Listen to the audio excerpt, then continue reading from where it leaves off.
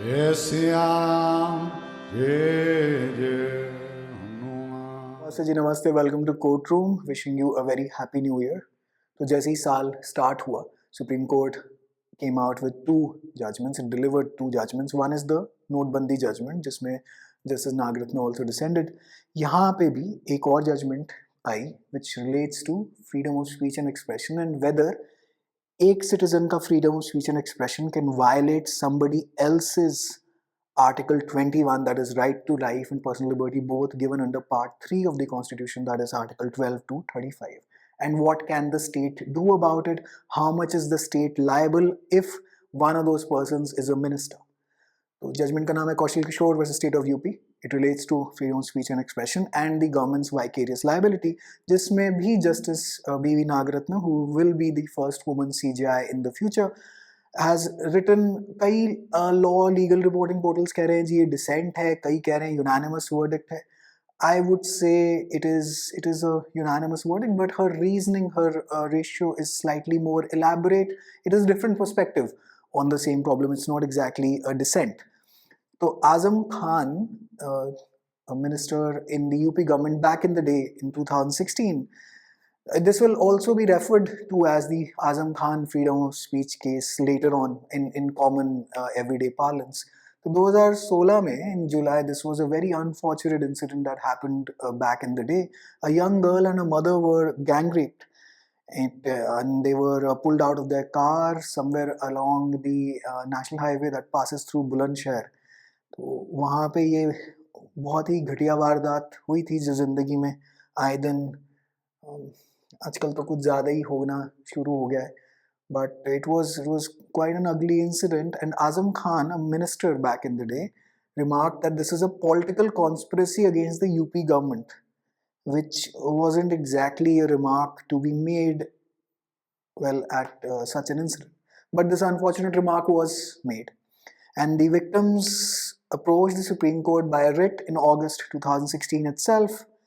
And on the 17th of November 2016, the court ordered an unconditional apology to be submitted by Azam Khan कि मैंने जो बोला गलत बोला. But उससे एक important question of law खड़ा हो गया कि इन्होंने जो victims जो थे वो कह रहे थे जी हमारा article 21, that is right to life and personal liberty, violate हुआ है इनकी ये speech से. तो एक इंटरेस्टिंग क्वेश्चन खड़ा हो गया क्योंकि 19(1)(a यूजुअली जो मोस्टली जो फंडामेंटल राइट्स है they are enforceable. Some are available against private individuals but the majority of them are available against the state. State is defined under article 12 of the constitution कि जी state क्या क्या है और जो जो चीज़ें वहाँ नहीं डिफाइंड है जिन पे जब भी कभी एम्बिग्विटी या कोई डाउट आया तो उस पर सुप्रीम कोर्ट की हमेशा जजमेंट आ जाती है. Like for example is BCCI state और नॉट, इज ISRO स्टेट और नॉट, एटसेट्रा. मतलब स्टेट की डेफिनेशन में क्या क्या इंक्लूडेड है. आर्टिकल 12 में 2-3 कैटेगरीज इंक्लूडेड हैं जैसे कि government and parliament and government of states, legislature of states, and then other local authorities, etc. They are all under the definition of the state under Article 12. And Article 13 says कि भाई आपकी जो भी state कुछ कुछ कानून नहीं बनाएगा जो फंडामेंटल राइट वायलेट करेंगे आपके. And most of the fundamental rights from 12 to 35, they are available against the state. कि the state has certain negative duties as well. कि state, for example, ABC, ये for example के तौर पे या कोई भी चीज़ ले सकते हैं कि ये काम नहीं करेगा, that is fundamental rights. या state ये काम पक्का ही करेगा, that's fundamental rights. DPSPs are states ये चीज़ दिमाग में रखेगा कानून बनाते हुए, ट्राई करेगा इन चीज़ों को करने के लिए. But fundamental rights are you can say much more strict and much more precise in nature when it comes to these discussions. All right. So the court ordered an unconditional apology, and court also referred to a concept as constitutional tort. कि if, for example, such a statement, Azam Khan की दी हुई statement, as a minister of the UP government, leads to some officers of the state harming or influencing the investigation. भाई state के officer ये भी तो कह सकते हैं अरे भैया मिनिस्टर ही कह रहा है ये तो पॉलिटिकल कॉन्स्पिरेसी है, इसमें इतनी इन्वेस्टिगेशन करने की क्या जरूरत. और it leads to harm to the victims. This will be labelled as a constitutional tort. Usually tort comes under your civil laws or legal remedies जो available in tort की. That's usually unliquidated damages, and then there are different sorts of torts. We won't go into all of those. but they say that this will be a constitutional tort. A mere statement will not lead to a constitutional tort, but a statement such as this, if it leads to harm to the victims, will lead to a constitutional tort. And usually you can sue the government, and the government can sue others as well under Article 300. All right. So the first question was, Article 21 to can it restrict 19(1)(a)? Because 19(1)(a) जो है, protection of certain rights regarding freedom of speech, all citizens shall have the right to freedom of speech and expression, but this is limited, this is qualified. So this is not an absolute fundamental right that you have. यहाँ पे इसकी restrictions दे रखी हैं या इसकी qualifications दे रखी हैं. तो कह रहे जी, nothing in subclause A of clause 1 shall affect, and this is of course related to the First Amendment, shall affect the operation of any existing law or prevent the state from making any law insofar, और ये state कौन सा? Article 12 वाला. Insofar as such making any law as imposes reasonable restrictions on the exercise of the right conferred by the said subclause in the interests of. Now these are the grounds in which, or rather on which, आपका freedom of speech and expression can be controlled. So the sovereignty and integrity of India, पहला, the security of the state, friendly relation with foreign states. मतलब आपकी speech अगर इन सब चीज़ों को hit करना शुरू हुई तो आपके पास, आप ये defense नहीं ले पाएंगे कि मेरे पास freedom of speech and expression है. आप उल्टी सीधी अगर बातें देश के बारे में बोलना शुरू हो जाएंगे, या कोई ऐसी स्टेटमेंट आप देना शुरू कर दें which affects friendly relations with foreign states, या sovereignty integrity of India, और ये सब हो चुका है. Number of political leaders were arrested earlier. I think पिछले 2-3 सालों में ये काम हो चुका है. एक तो कुछ ये भी कह के गया था कि एक पर्टिकुलर स्टेट को डिसएसोसिएट होना पड़ेगा यूनियन ऑफ इंडिया से. ऐसी कोई उल्टी सीधी बातें अगर आप कहेंगे तो आपको दिक्कत आएगी. राइट. पब्लिक ऑर्डर, डिसेंसी और मोरालिटी. अब ये पब्लिक ऑर्डर है क्या, ये डिसेंसी है क्या, ये मोरालिटी है क्या, इसके लिए हिकलिन टेस्ट वगैरह भी होता है, but all will be decided by appropriate court of law. और in relation to contempt of court, अब आप कोर्ट को वेले तरीके से आप गालियां नहीं देना शुरू कर सकते. डेफमेशन, आप किसी को उल्टी सीधी बातें without them being true, or incitement to an offense that you're inciting people to commit violence or stuff, any offense basically. आप उसमें आप ये नहीं यूज कर सकते कि मेरा freedom of speech and expression. तो अब ये पूछा गया कि जी एक बात बताओ, आर्टिकल 21, तो ये तो सारे के सारे ग्राउंड्स हैं which are controlling 19(1)(a), but can article 21 also be controlling someone's 19(1)(a? क्योंकि इसमें आजम खान ने ये freedom of speech and expression अपना यूज करा है, but it is affecting somebody's right to life and personal liberty. So can this be used? Can Article 21 be used to control 19(1)(a just like 19 clause 2 controls 19(1)(a? Supreme Court said no. This list is exhaustive. जितनी है यही है. बाकी fundamental rights, अगर आपको basically अब किसी और का freedom of speech and expression, आपका कोई और fundamental right violate कर रहा है, तो उसके लिए legal remedies दूसरी हैं. हम उसको आर्टिकल 21 को कंट्रोल नहीं करा के दे सकते. Freedom of speech and expression, freedom of speech and expression 19 clause 2 से ही कंट्रोल होगा या क्वालिफाई होगा. ठीक है जी. And always remember, you don't have absolute freedom of speech and expression और fundamental rights generally speaking as well. तो 4-5 question बनाए कोर्ट ने कि उन पे जिन पे बेसिकली डिसीजन आना है.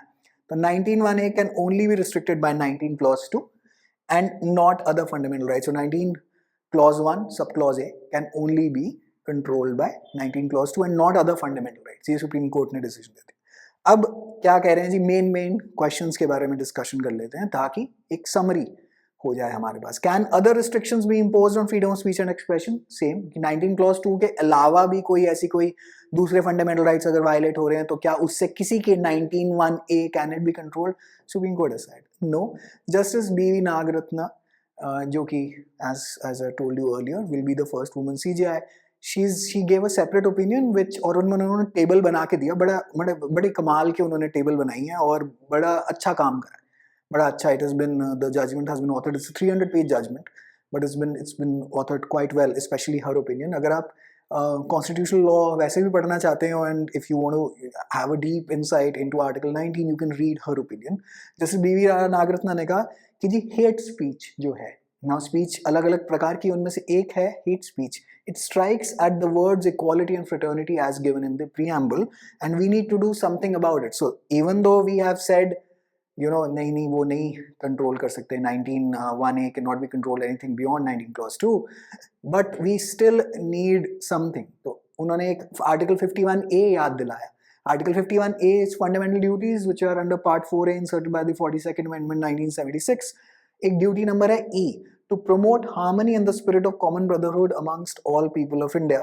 तो ये आजम खान की भी तो फंडामेंटल ड्यूटी, ये उन्होंने कहा कि जी ये फंडामेंटल ड्यूटी तो सभी को फॉलो करनी है, बट ये पॉलिटिशियंस और मिनिस्टर्स को भी ये बात याद रखनी चाहिए that even you also as a citizen, you देखिए ये सिटीजन के बारे में बात हो रही है, every citizen of India to promote harmony and the spirit of common brotherhood, कि भैया आपस में आग ना लगाएं. ये उल्टी सीधी स्टेटमेंट, किसी के साथ इतनी दुखद दुर्घटना हुई है और आप कह रहे हैं तो political conspiracy. Question 2, can non, तो फिर उन्होंने कहा कि जी हेट स्पीच का हमें ध्यान रखना पड़ेगा, but she also went into the details of practical realities of how this may just not be tackled. तो उन्होंने लास्ट में अपने कुछ सुझाव दिए, and we'll just, when we wind up the lecture, we are going to be going into those details. Question number 2, can non-state entities violate fundamental rights? So mostly क्या है, mostly fundamental rights are available against the state and some of course against private individuals. So can non-state entities violate fundamental rights? Now, Azam Khan, in his personal capacity, can he violate somebody else's fundamental right? So, for example, right to life and personal liberty. So, private persons and private agencies, उन्होंने कहा yes, this apart from the state तो फिर state तो वैसे आए दिन ही तमाशा करता है किसी ना किसी fundamental right का, किसी ना किसी के fundamental right का. Private persons and private agencies भी violate कर सकते हैं. So this was answered in the affirmative, and this will become this has now become a precedent, and using the doctrine of stare decisis under Article 141 will be used very commonly, will be quoted in judgments in times to come. Does the state have an obligation to protect Article 21, somebody else's, against non-state entities? भाई state तो काम कुछ ना कुछ नहीं करेगा. Like for example, it will not take away your life and personal liberty except according to the procedure established by law, which is mainly given in CRPC. But does the state have an obligation to protect your Article 21 against other non-state entities? So Supreme Court ने कहा yes, but only where inaction can lead to a hostile situation. भाई अगर state ने कुछ नहीं करा and situation गर्मा गई and then more and more public damage and harm is done, then only the state has an obligation. It does not have an obligation of its own accord to take action, क्योंकि state why will it meddle into the affairs of non-state entities? It has to meddle into the affairs if it is leading to a hostile situation, but otherwise no, because as it is we have an adversarial system of law कि भैया वो लोग जो जिनके आपस में fundamental right एक दूसरे के clash हो रहे हैं वो कोर्ट में आ जाएं and then they can seek a legal remedy. But अगर situation hostile बनी या बन सकती है तो then the state has to intervene. Alright.